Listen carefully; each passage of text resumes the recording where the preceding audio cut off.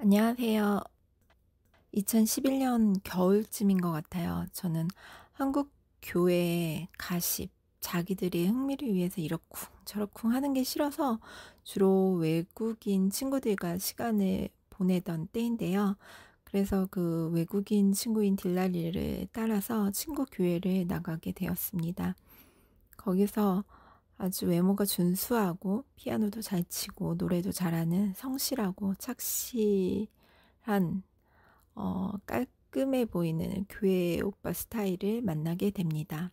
제가 지금까지도 끝내 이루지 못한 피아노 반주와 늘 앞에서 찬양을 하는 모습은 저와는 너무나 대조적이어서 참 매력적이었습니다. 그런 모습이 저에게만 보이진 않았기에 많은 경쟁력을 뚫고 고린도서 10장 4절에 보면 우리의 싸우는 병기는 세상에 속한 것이 아니라 오직 우리 하나님 앞에서 견고한 진을 파하는 강력이라. 저에겐 강력한 하나님이 계셨고 그 아버지 하나님께 졸랐습니다. 나에게 저 사람을 사랑하는 마음을 주셨으니 달라고. 그쯤 저는 결혼을 작정한 터라, 왜냐면 있음하고 없음 그냥 혼자 사는 것은 제가 원하는 것이 아님을 분명히 알았고, 하나님도 제 마음을 너무나도 잘 아셨고 나에게 꼭 맞는 사람을 주실 것이라는 확신이 있었기 때문입니다. 그리고 태어나서 처음으로 제대로 된 고백이라는 걸 합니다. 사실 고백이란 게 차일 수 있어서 거북 당하는 게 싫어서 대부분 피하고 저 역시 그랬었는데요. 하나님을 만나고 만약 거절당해도 그분이 허락하신 사람이 아니구나 생각하면 되는 거고, 또 계속 소개가 들어오고 있던 터라 하나님의 이끄심에 순종하려고 했던 거죠. 고린도후서 10장 1절, 바울이 진짜 하나님을 만나고 담대하게 그렇게 나아갔듯이 저도 그렇게 나아갔고, 고린도서 또 10장 5절의 말씀처럼 모든 이론을 파하며 하나님 아는 것을 대적하여 높아진 것을 다 파하고 모든 생각을 사로잡아 그리스도에게 복종케 하니 너의 복종이 온전히 될 때에, 정말 이렇게 노력했던 때고, 이 연애 과정 모든 것들이 그리 어렵진 않았습니다. 저의 결정은 예전에 이렇게 복종하지 않을 때 제 삶을 돌아볼 때랑은 너무 다르게 단순하고 기뻤습니다. 하나님께서는 저희 만남을 허락해 주셨고 우여곡절 끝에 결혼을 하고 아이들을 낳고 살아가게 되었습니다. 이 과정을 통해서 하나님은 우리 각 개인의 기호를 절대 무시하시지 않는 걸 깨닫게 되었습니다. 자, 이게 좋은 거니? 이걸로 해라! 라고 이렇게 강요하시지 않으신다는 것을. 저는 결혼하기 1, 2년 전부터 문서전도를 종종 했었는데요. 그때 우리 교회가 얼마나 큰 축복을 받았는지, 어느 교회에서도 찾을 수 없는 진리의 귀한 말씀을 이리 많이 주셨구나 알게 되었습니다.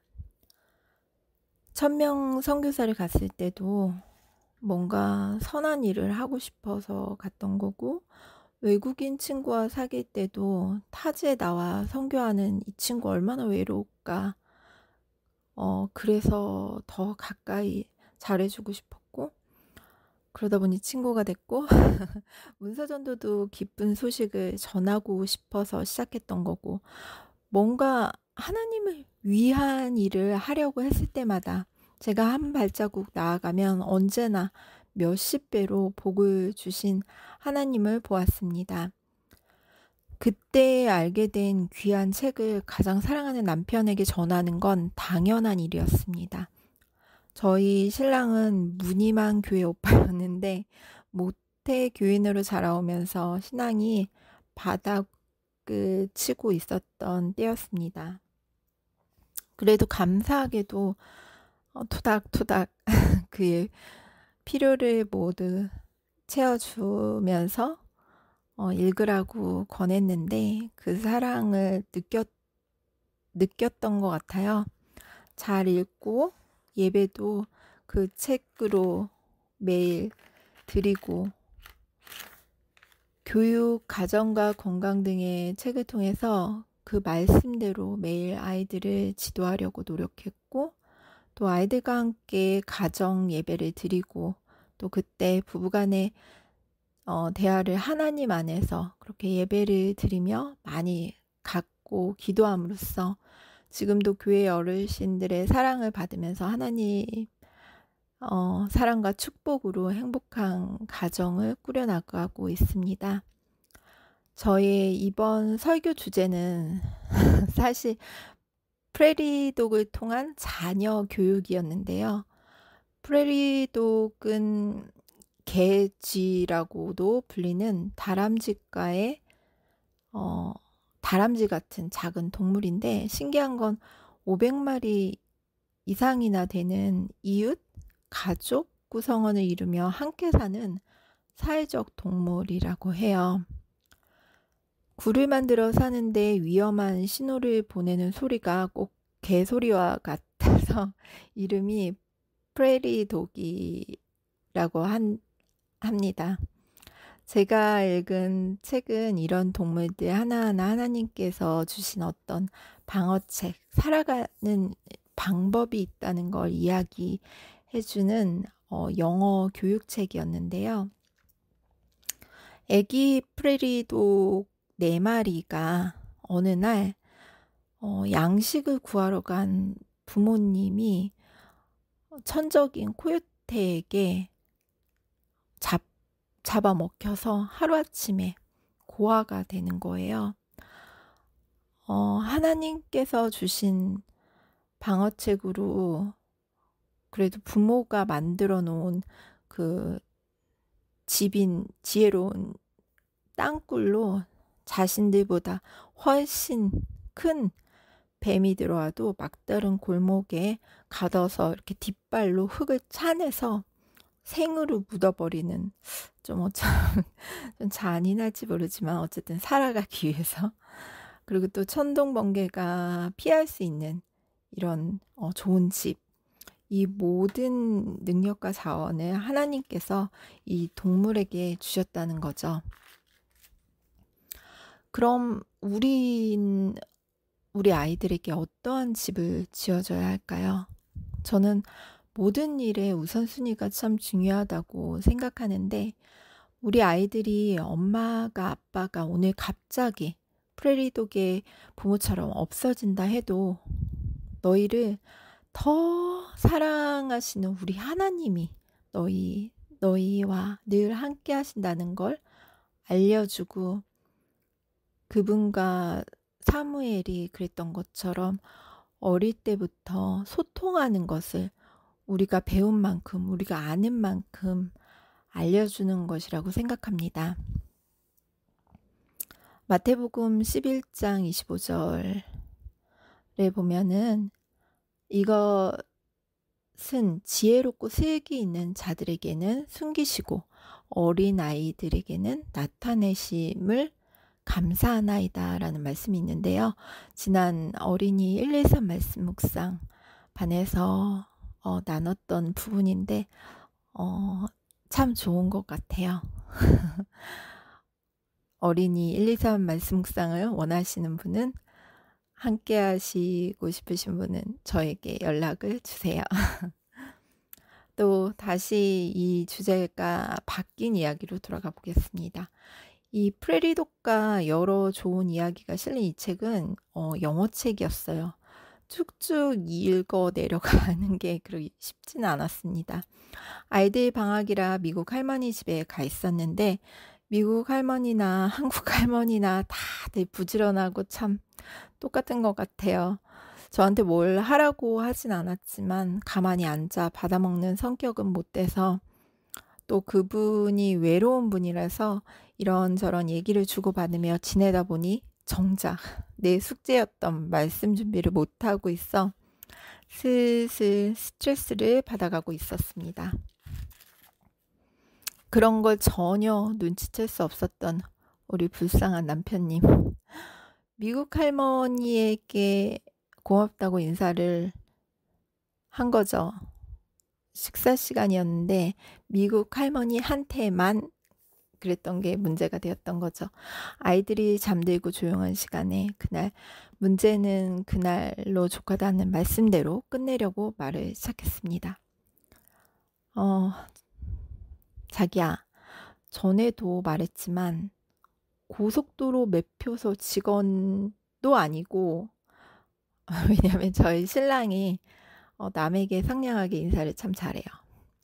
어머님도 아니고 자기에게 가장 필요한 사람, 가까이 배려할 사람은 나라고. 사랑을 가장 많이 표현할 사람은 나, 자기 아내, 배우자인 나라고.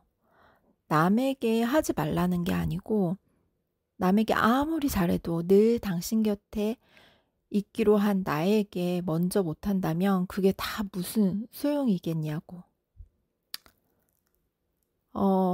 남편이 듣더니 미안하다, 사랑한다. 된 거야? 요 된 거야 빼면 참 멋진 남편이었을 텐데, 한국 남자들이. 그래도 8년이란 시간 동안 많은 훈련 과정이 있었기에 여기까지 따라준 남편에게 고맙다며 끝내려고 하는데, 문득 던진 제 질문에 대한 남편의 대답이 또 문제를 낳았죠. 고린도후서 10장 7절에 보면 너희는 외모만 보는 도다, 이렇게 바울도 말했지만 하나님께서도 중심을 보라고 하셨죠.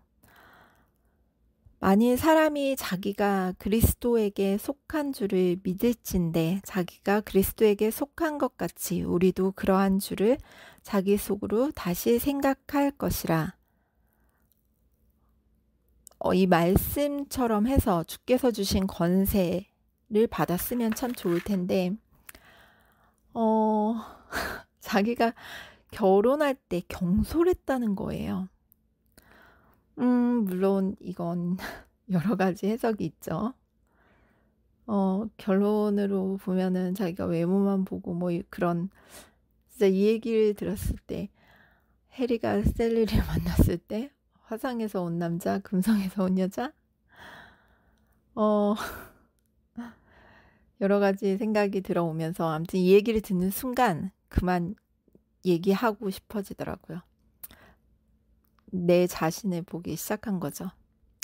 그리고는 불을 끄고 누워서 별의별 생각을 다 하고, 여지껏 나는 왜 저 사람에게 매 순간 감사하며 저 사람을 나에게 주신 걸 아직까지 감사했고, 공부하는 데 시간 세이브해 주려고 진짜 물 한 방울 안 묻히게 해준다는 건 남자들의 약속인데, 그렇게 하면서 빨래, 설거지, 청소, 야채, 과일 풍성하게 균형진 식사를 위해서 늘 노력하고, 적은 비용으로 알뜰하게 집 아이들을 잘 꾸미고 키우고,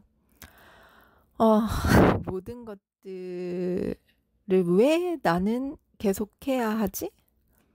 이런 의문이 들어온 거죠.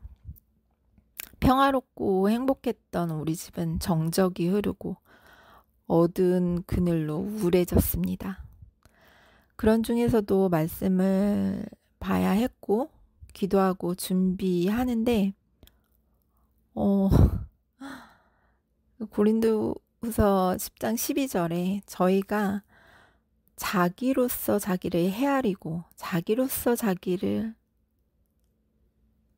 헤아리니 지혜가 없도다 라는 말씀이 드디어 이해가 가는 거예요. 문득 그런 생각이 드는 거죠. 그러네, 예수님께서는 사랑할 만한 사람을 사랑하셨나? 사랑할 가치가 있는 사람을 위해 돌아가셨나? 나는 예수님을 따르기 원하잖아.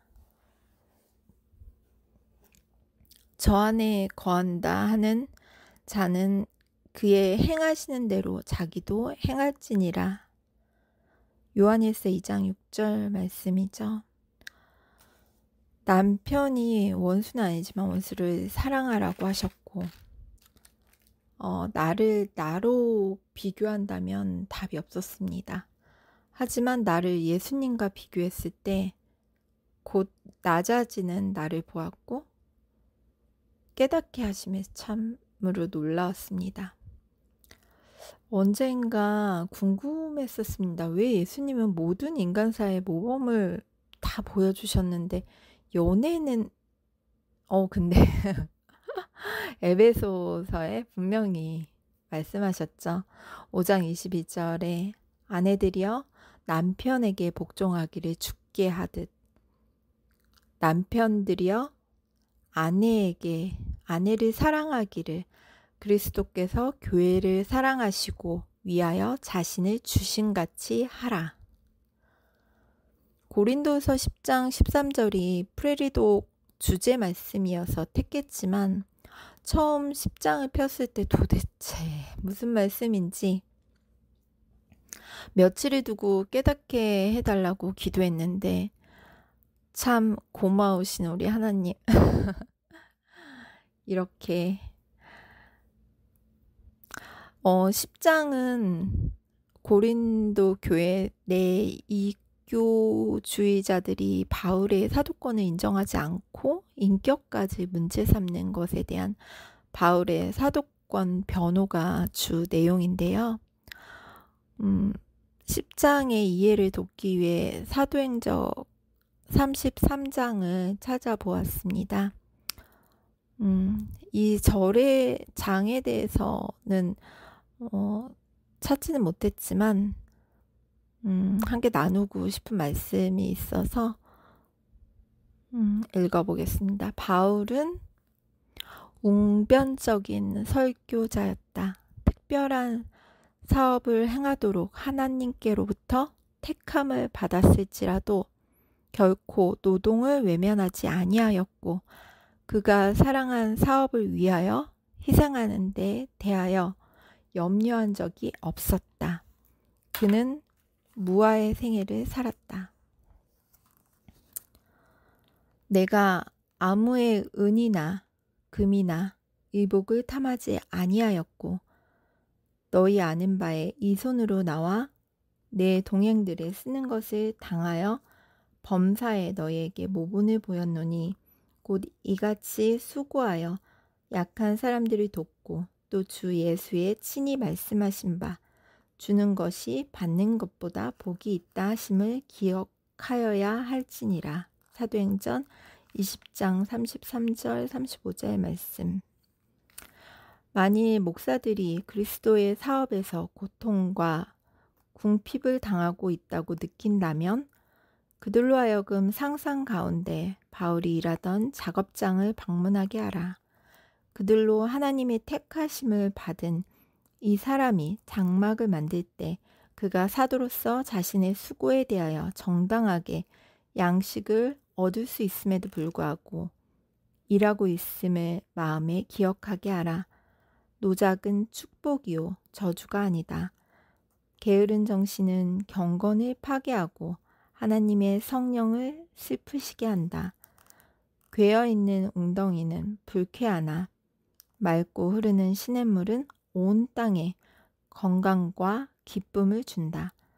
바울은 육체 노동을 게을리하는 사람들은 곧 약하게 되리라는 사실을 알았다. 우리 부부는 요즘 서로를 위한 기도를 많이 합니다. 언제나 오는 사자같이 프레리독 부모를 노리다가 잡아 먹어버린 코요테같이 가정을 파괴해 자기 일을 하는 사단을 위해 연애를 통해서도 사단이 열심히 일하지만 가정, 부부가 연을 맺으면서 사단도 무단히도 열심히 일하는 걸 알기에 오늘도 저는 감사합니다. 내가 좋아했던 그 사람을 주셨음에 감사하고 그의 마음에도 사랑하는 마음을 주시라고 기도합니다. 그리고 화성에서 온 남자, 우리 남편은 계속해서 그런 뜻이 아니었다며 사과를 해왔고, 말씀을 통해 저의 마음을 풀어주신 우리 하나님 은혜로 저희 부부는 몇 차례 되지 않은 싸움을 잘 해결할 수 있었습니다. 힘든 며칠을 겪고 주님 뜻대로 살고 싶은 그가 찬양하는 거를 함께 들어볼까 합니다. 가사가 너무 좋아서